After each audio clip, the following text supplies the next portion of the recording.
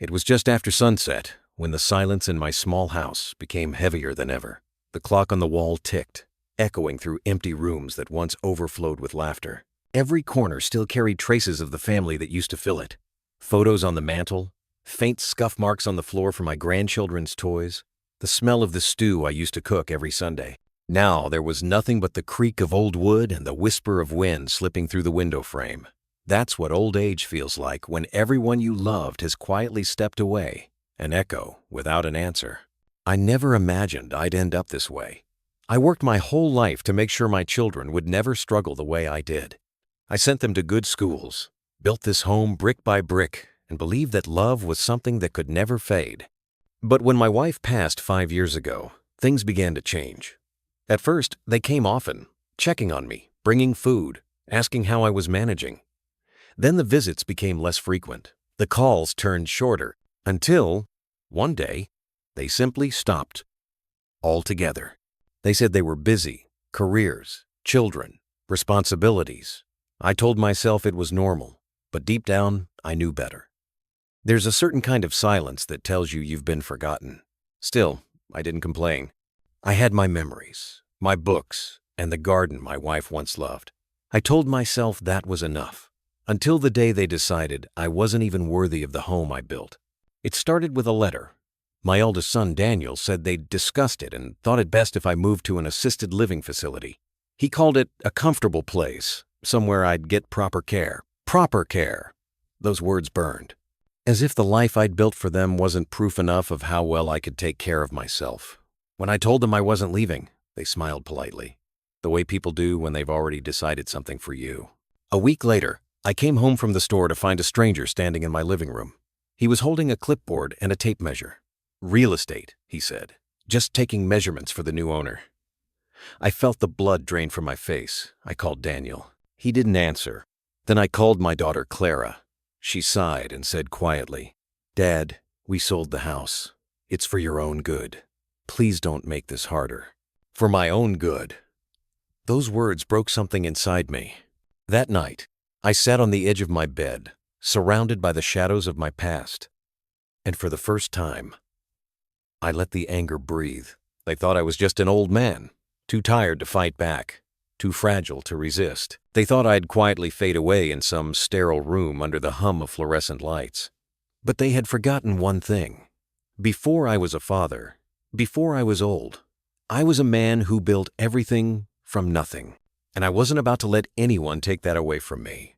I looked around the house, my wife's painting still hanging over the mantel, the chest of tools I'd used for decades, the small box of documents hidden behind the false panel in the study.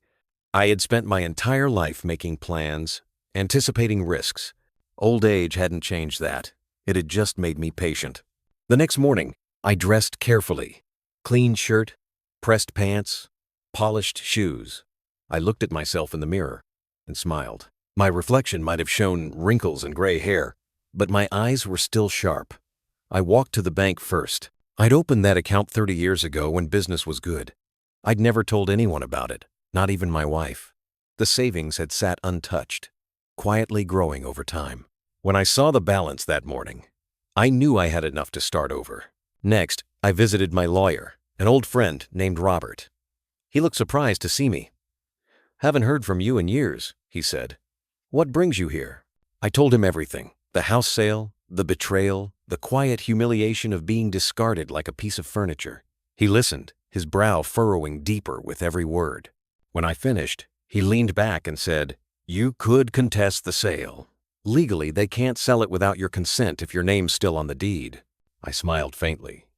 "Oh, I know that. But I don't just want my house back, Robert. I want to teach them what happens when you underestimate someone who spent a lifetime standing back up." He looked at me for a long moment before nodding. "Then we'll do this right." By the time I left his office, I had a folder of documents, a plan forming in my mind, and a strange calm in my chest. It wasn't rage anymore. It was purpose. Over the next few days, I began to move quietly. I withdrew a portion of my savings and found a small apartment downtown under a different name, something they wouldn't trace easily. I packed only essentials, leaving behind everything sentimental. The house they'd sold might have held my memories, but I refused to let it hold my defeat. I left a note on the kitchen counter for whoever came next. A home built with love doesn't belong to those who take. It belongs to those who remember. When I stepped outside that morning, the air felt lighter. The world hadn't ended. In fact, it had just begun again. But the real plan, the one they'd never see coming, had only just started. The first week in my new apartment felt strange. The walls were bare, the air smelled faintly of paint and concrete, and the city outside was a constant hum instead of the quiet whisper of the countryside. But that hum had something my old house didn't anymore: anonymity. No one knew me here. No one cared that I was the old man who'd lost his home. I could move without judgment, without pity. I could plan. Each morning, I sat by the window with a cup of coffee and watched people rush to work. I thought about Daniel and Clara, about how, right now, they were probably congratulating themselves for taking care of Dad. They likely imagined me sitting in a nursing home, playing cards with strangers and watching television until my eyes glazed over. The thought made me smile, not out of sadness, but out of anticipation, because while they believed I was fading away, I was quietly building something that would make them remember exactly who I was. The first thing I did was find out what they'd done with my old house. The new owner turned out to be a real estate investor, someone who flipped properties for profit. I visited the neighborhood one afternoon dressed in work clothes, pretending to be a maintenance man. The front yard still had my wife's rose bushes, though they looked thirsty and neglected. Through the open gate I could see workers inside, tearing down walls and ripping out memories in exchange for new tiles and marble countertops. It should have hurt to see, but strangely, it didn't. That house wasn't mine anymore. My family had sold the walls, but they hadn't taken my roots.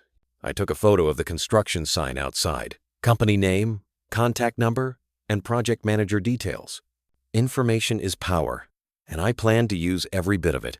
A few days later, I went to a small diner near the bank. I'd heard through an old acquaintance that Daniel often met business partners there. I didn't approach him. I simply watched from a corner booth. My son walked in with his usual confidence, shaking hands, smiling that polished smile I'd once been proud of. He looked happy, successful, unburdened. When he ordered, his voice carried that same tone he used to use with me, the one that said, "I know better." I left before he noticed me. That night, I wrote in my notebook, "They believe they control the board, but they've forgotten I taught them how to play."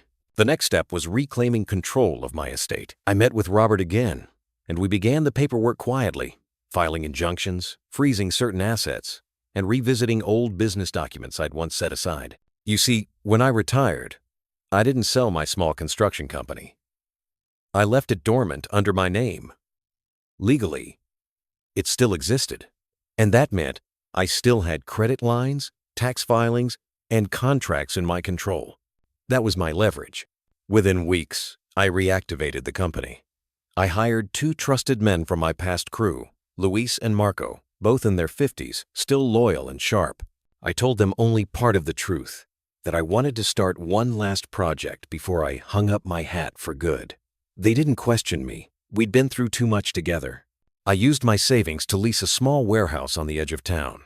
There, we began restoring old furniture, repairing tools, fixing machines, anything I could sell quietly to build capital. But what mattered wasn't the money, it was the motion. I needed to feel my hands working again, to remember that I wasn't helpless.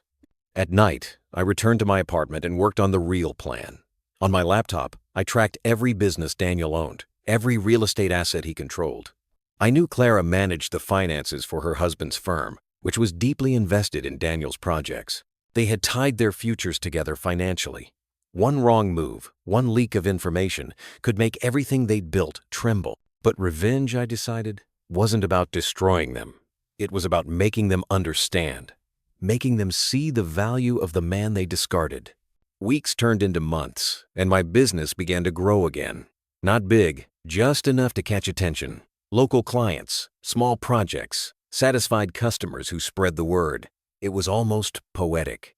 The man they'd assumed was done was slowly rebuilding his name, brick by brick. Then, one morning, fate decided to join the game. I received a call from an unfamiliar number. "Mr. Parker?" a woman's voice asked. We're looking for a contractor to handle a restoration project in the old Maple District. Your company came highly recommended." I almost laughed out loud when she said the address. It was my old house. The investor who'd bought it was looking for a contractor to oversee the final touches of renovation. When I hung up, my hands trembled, not with fear, but with the kind of excitement I hadn't felt in years. The universe, it seemed, had a sense of humor. I went to the site the next day, papers in hand, pretending to be just another professional. The investor, a young man in his 30s named Evan, shook my hand firmly. "We're trying to finish this place fast," he said. "It has good bones, but the wiring and foundation are a mess. You seem like the kind of man who knows how to deal with that." I smiled faintly. "You could say that. I built it." He looked confused for a second, then laughed. "You're kidding." "I'm not." I tapped the old wooden beam near the staircase. "Every nail, every corner, you're standing in a house made by my hands." Evan's smile faded slightly. "Well, then I guess you're the best man for the job." I accepted the contract. Over the following weeks, I worked quietly in that house, walking through the halls as though I were revisiting a dream. I supervised repairs, adjusted details, made sure the essence remained even as the walls changed. Each morning, I arrived early and left late, watching the sun spill across the same porch where I used to sip coffee with my wife. But my purpose wasn't nostalgia. It was revelation. One afternoon, while inspecting the basement, I found the old metal box I'd hidden decades ago behind the support beam near the stairs. Inside were letters, photos, and an old tape recorder with my wife's voice on it. "If you're hearing this," her voice said softly, "it means time has carried us farther than I'd hoped. But remember, love doesn't fade. It waits." I closed my eyes. In that moment, everything became clear. This wasn't about revenge anymore. It was about legacy. I decided what to do next would make them see, not through anger, but through consequence. Evan had no idea the man he'd hired was plotting something far deeper than a renovation. For him, the house was an investment. For me, it was a stage. And soon, every player who had wronged me would walk right back into it without even realizing. The first phase of my plan came together over quiet evenings at my desk. I began compiling every receipt, email, and financial trail connected to the sale of the house. I traced how Daniel had convinced Clara to sign over power of attorney for convenience, how they'd skirted legality with the help of a greedy broker. My lawyer, Robert, confirmed what I suspected. There were enough discrepancies to expose them both to serious legal trouble. But rather than take them to court immediately, I wanted something more powerful than punishment. I wanted understanding. So I crafted an invitation. It was a simple envelope, addressed in my handwriting, sealed with care. I mailed one to Daniel and one to Clara. The letters were brief. "Come to the house on Sunday at 5 p.m. There's something you need to see, Dad." No anger. No pleading. Just a summons weighted by curiosity and guilt. When Sunday arrived, the house was nearly finished. Polished floors, fresh paint, the scent of varnish lingering like memory. I made sure the workers left early. Only Evan stayed behind, helping me set the last details in place before stepping out for the evening. As the hour approached, I stood by the window, watching the long driveway. For a moment, I wondered if they'd even come. Then headlights appeared. Daniel's sleek car first, then Clara's compact SUV. They entered cautiously, as if expecting an argument. I greeted them calmly. "You both look well," I said. The awkward silence that followed could have filled the room. Daniel was the first to speak. "Dad, what's this about? We didn't know you were working here." "Oh, I do more than work here," I replied. "I built this house, and now I'm rebuilding it." Clara glanced around nervously. "You're angry about what happened, I know, but—" I raised a hand gently. "No, not angry, just disappointed. But today isn't about that. I want to show you something." I led them down to the basement, to the spot where I'd found the metal box days earlier. I placed it on the workbench and opened it. The faint crackle of the old tape recorder filled the air. My wife's voice, fragile yet warm, spilled out like sunlight through dust. "If you're hearing this, it means time has carried us farther than I hoped. But remember, love doesn't fade. It waits." Daniel's face softened. Clara covered her mouth, tears already forming. When the message ended, I looked at them both. She believed love could outlast anything. I did too. But love doesn't mean letting people take without giving. You sold what I built, not because you needed to, but because you thought I was done. That's what hurts. Daniel started to protest, but I stopped him again. Don't justify it. Just listen. I took out the documents I'd prepared, property filings, bank statements, proof of their manipulation. I could ruin you with this, I said quietly. But that's not what I want. Clara's voice trembled. Then what do you want? I want you to remember who I am. I want you to understand what you traded away. This house was never about bricks. It was about belonging. You didn't just sell property. You sold the memory of every meal, every story, every piece of laughter your mother and I built into these walls. They stood there in silence, the truth pressing on them, like gravity. Then I took a slow breath. I bought it back. Their heads snapped up in shock. I continued, calm and deliberate, legally, through a third party. The investor, Evan, is my partner now. Every dollar I made rebuilding this house came from the same calloused hands that built it the first time. It's mine again, but this time it won't be handed down. It'll be earned. Daniel's face turned pale. Dad, we were trying to help. No, I interrupted. You were trying to manage me. There's a difference. You thought old age meant surrender. You thought the man who built your future couldn't build his own again. But you forgot who taught you to fight, who showed you how to start from nothing. Clara began crying openly. We didn't mean to hurt you. We didn't know how to handle it all. I looked at her, my voice softer now. Then learn, because one day, your children will watch how you treat your parents, and they'll do the same to you. For a long moment, none of us spoke. The air was heavy, but there was a shift, the first crack in their self-assurance. I could see realization dawning in their eyes, the slow unraveling of guilt. Finally, Daniel lowered his head. What do you want us to do? Nothing, I said. I already did it. I've forgiven you. But you'll live knowing you underestimated me. And maybe, if you're wise, you'll teach your children never to make the same mistake. I turned off the recorder and closed the box. Now go. Leave me to finish what I started. They left quietly, and as their cars disappeared down the road, I felt no triumph, only peace. The kind that comes when justice doesn't need to shout. That night, I sat on the porch, watching the last light fade over the hills. For the first time in years, the house felt alive again. It didn't matter that I was old. Age hadn't made me weaker. It had made me wiser, steadier, and infinitely more patient. In the distance, I could hear the soft hum of the city, the rhythm of life continuing without me. And yet, I no longer felt invisible. I had reclaimed my dignity, not through anger, but through action. A few weeks later, Daniel came back, alone this time. He didn't park in the driveway.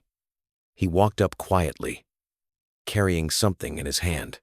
It was a photo, the one of all of us standing by the porch on my 60th birthday. He handed it to me. I'm sorry, he said simply. You were right. We forgot who you were. I nodded, taking the picture gently. Then remember now, that's enough. He sat with me for a while. No words, just two men.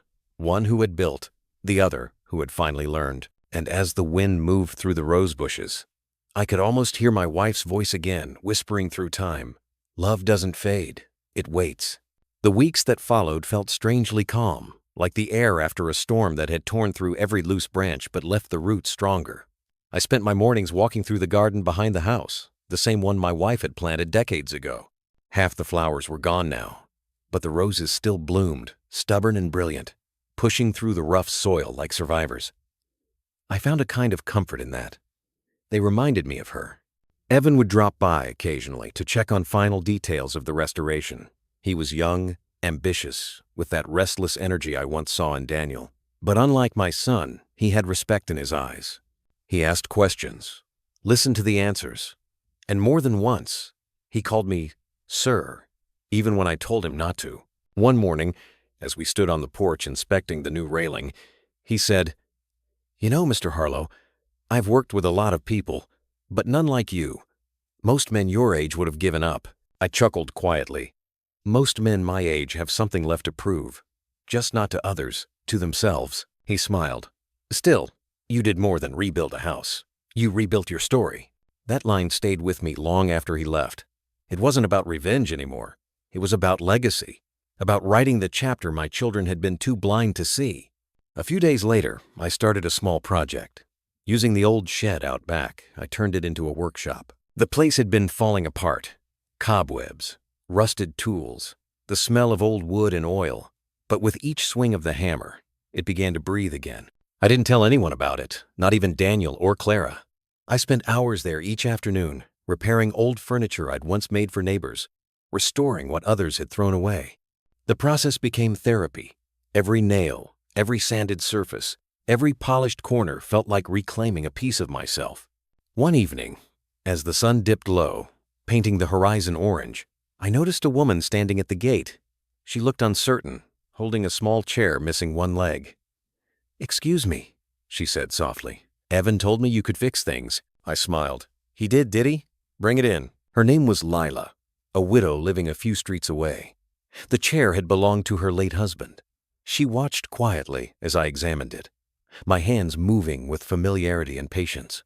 "Can it be saved?" she asked. "Everything can be saved," I replied. "It just needs someone willing to take the time." It took me 2 days to fix it. 2 days of careful work that left my hands sore but my heart lighter. When she came to pick it up, she ran her fingers along the newly carved leg, tears welling up in her eyes. "You brought it back to life," she whispered. I just nodded. "So did you. By bringing it here." After that, word began to spread quietly through the neighborhood. One by one, people started showing up. A young man with a broken guitar, an old woman with a cracked mirror, a child holding the handle of his toy car. Each item came with a story, and as I repaired them, I began repairing something else too, the invisible thread between people and memory. Soon, the shed became a small haven for anyone who had something broken. It wasn't business. I never charged. Sometimes they brought food, sometimes just a thank you. But always, they left lighter than when they arrived. Then one morning, Daniel showed up again. Not with apologies this time, but with tools.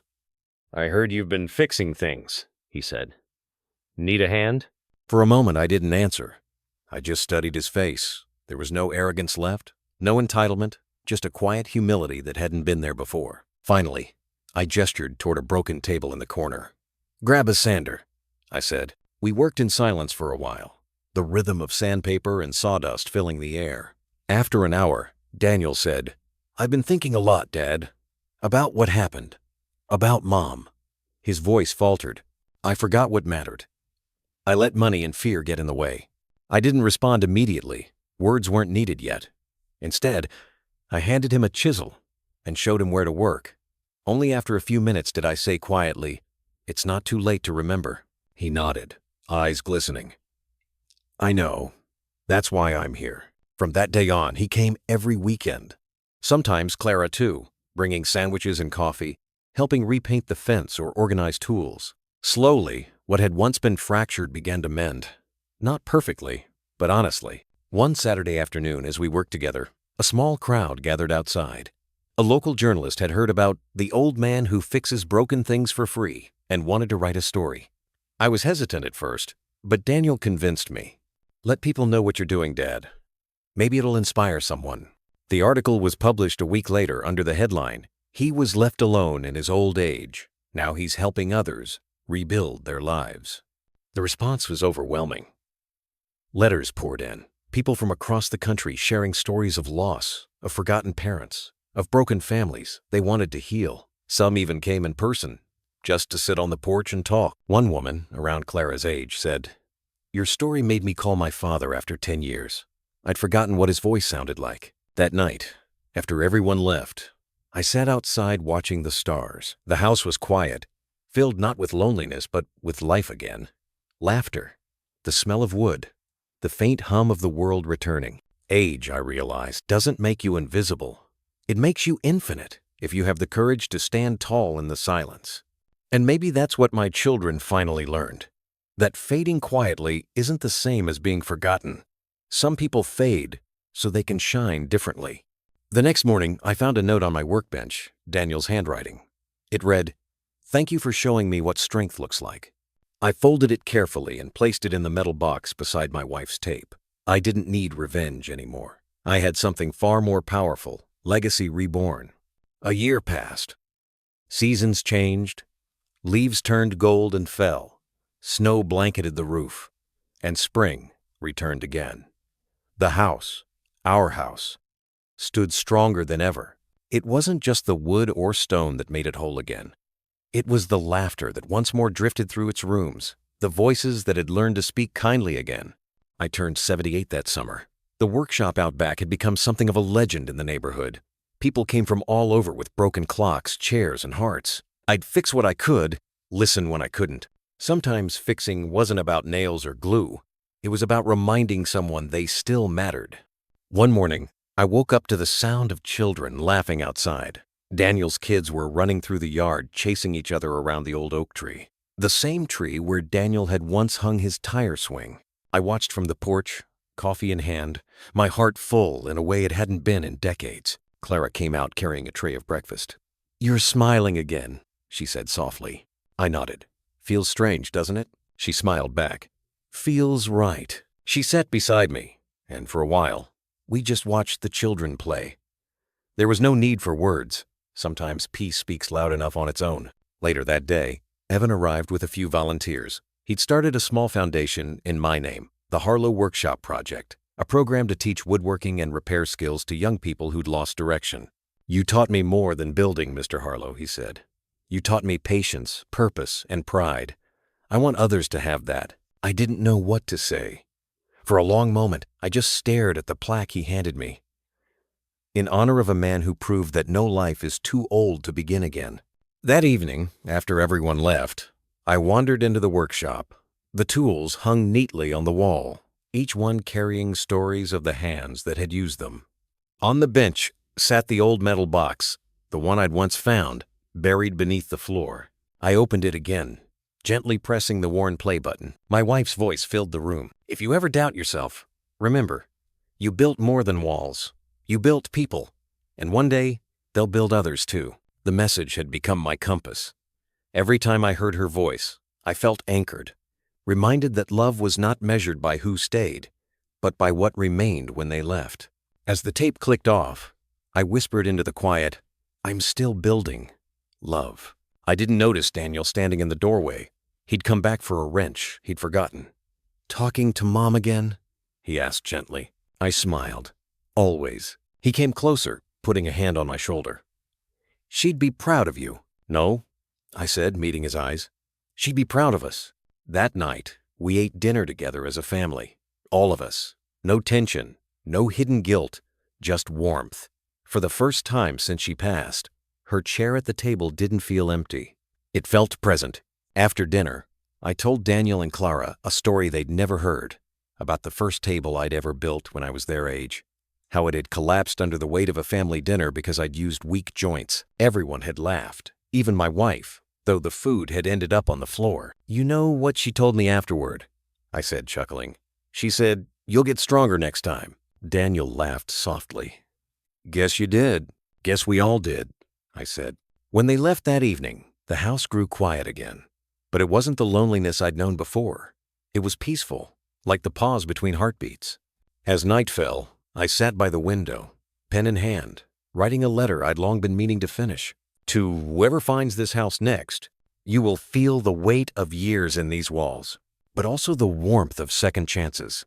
If you listen closely, you'll hear laughter in the beams and forgiveness in the floors. Take care of it, as it took care of us. E.H." I folded the letter and slipped it into the metal box, beside the tape and the photograph Daniel had given me.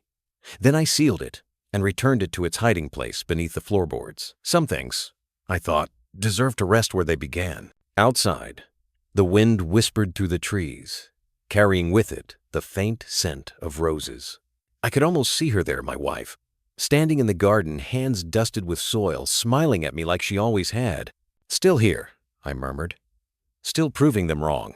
And in that quiet, I realized something profound. They hadn't left me alone to fade. They'd left me room to grow. They'd given me the one thing I hadn't known I needed. The chance to remember who I was before life got loud. When the morning came, I stepped outside to greet the day. Evan's van was parked down the street. Daniel waved from the workshop, and the children were already chasing butterflies. The world had moved on, but it hadn't left me behind. I smiled to myself, the words forming like a whisper of truth. They thought I'd fade away quietly, but I was never meant to fade. I was meant to shine differently. The sun broke through the clouds then, spilling light across the porch, the house, the roses, and for the first time in a long, long while, I felt not like an old man, but like a builder again, shaping one last masterpiece, the life I'd always deserved. And somewhere, carried on that same breeze, I swear I heard her voice again. "You did it, my love." I closed my eyes, letting the sound linger like a blessing. Because in the end, they hadn't imagined what I was truly capable of. And maybe neither had I.